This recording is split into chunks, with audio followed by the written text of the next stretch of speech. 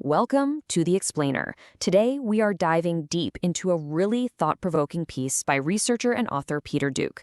It's from his site, thedukereport.com, and it's called The Star Within the Circle. Now, this piece, which came out on December 20th, 2025, puts forward a pretty wild idea that there's a hidden language of power, a kind of semiotics, that's been at play for literally thousands of years. So right off the bat, the article connects three huge world-shaking events. We're talking about the assassinations of John F. Kennedy and Charlie Kirk, and of course, the death of Jeffrey Epstein. The author's whole point is that these cases left behind way more questions than answers. And he suggests that this isn't a coincidence. It's a pattern that always seems to show up whenever the highest levels of power are involved. All right, so to really get our heads around this theory, here's how we're going to break it down. First, we'll look at that pattern in the shadows. Then, we'll get into the hidden org chart he proposes. After that, we'll trace the blueprint for control, see how crime, spies, and money fit in, and finally, look at how this whole system allegedly protects itself. Okay, let's jump right into part one, a pattern in the shadows. This is really the foundation for the whole argument. So what's the big idea here? The Duke report speculates that there's this single, hidden oligarchical structure, we're talking 3,000 years old, that's been operating in secret. The theory goes that this group, working through these roundtable networks, is the real common thread behind all those unsolved historical crimes. And get this, it's supposedly completely insulated, walled off from governments, courts, and any kind of public oversight. All right, so if this hidden structure exists, what does it actually look like? That brings us to our next section, the hidden org chart, where we get to see the specific model the report lays out. Now, you might be thinking of a pyramid, right? The typical top-down org chart. But the author says, nope, throw that out. Instead, he presents this diagram. This is what he calls the star-in-circle model, and he argues it's the real map of how global influence actually works. So let's break this down. That outer circle, it's not just a border on a diagram. According to this model, it represents the entire system of external control. It's the enforcement arm, using these very specific levers to make sure everyone, from single individuals to entire institutions, stays in line. And what are those levers?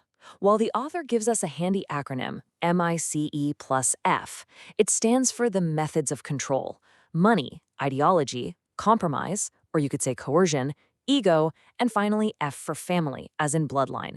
That's how this circle keeps its grip. Okay, so if the circle is about external control, the star is where all the internal action happens. This is the inner sanctum, it's where the backroom deals are made, where the real policies are decided, and where any internal conflicts get sorted out. All of it, completely hidden from you, me, or any legal authority. So where did this model even come from? The author argues it's not new at all. In fact, he says it's an ancient blueprint. Which brings us to our next section, a blueprint for control, the Jesuit model. The article lays out this whole historical family tree of secret orders. You've got the Priory of Zion, the Knights Templar, the Rosicrucians. The theory here is that these groups were kind of the original enforcement arm for empires. And over time, they didn't just disappear. They evolved. They became the ancestors of the intelligence agencies and financial groups that, run the world today. But there's one group the report really zooms in on: the Jesuit order. Now, founded back in 1540, the author argues we shouldn't just think of them as a religious group. No, he presents them as the world's first global intelligence network, the master architects of this whole covert system. And this is where it gets really visual. The author puts the Jesuit structure side by side with modern intelligence agencies like the CIA. The point he's making is that the parallels are striking, that the Jesuit model of intense secrecy, of need-to-know compartmentalization, and strict discipline, well, that whole playbook was basically inherited by the agencies we know today.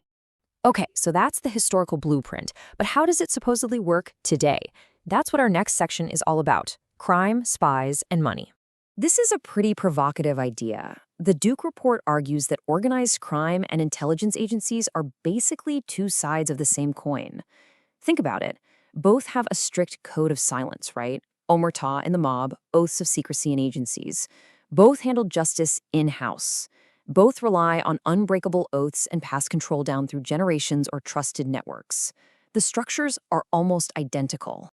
And if you're looking for real-world proof, the author points straight to the P2 Masonic Lodge scandal in Italy. I mean, this was a documented case where investigators found this secret lodge connecting top politicians, spies, and business titans. And what were they up to? Well, a whole lot of financial crime and political manipulation, all happening completely off the books. Now, this is where the theory gets into stuff you see every single day. The idea is that these power structures have always used symbols to mark their territory, hiding them in plain sight. And the author asks, could that tradition be continuing today? He points to corporate logos, like the one for Starbucks. It makes you wonder. Here's another one, the Paramount Pictures logo.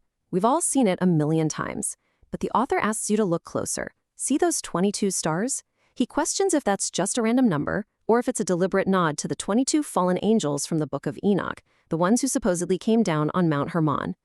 Which brings us to the final, and maybe the most important, question of all. If a system like this really exists, how on earth does it protect itself? How does it survive? Let's get into it. The system protects itself. The report proposes this key defense strategy, a kind of counterintelligence move it calls Fabian permeation, but it gives it another, much more chilling name, the Judas effect. And the strategy is simple, but brilliant. You don't crush opposition movements. You infiltrate them and control them from the inside.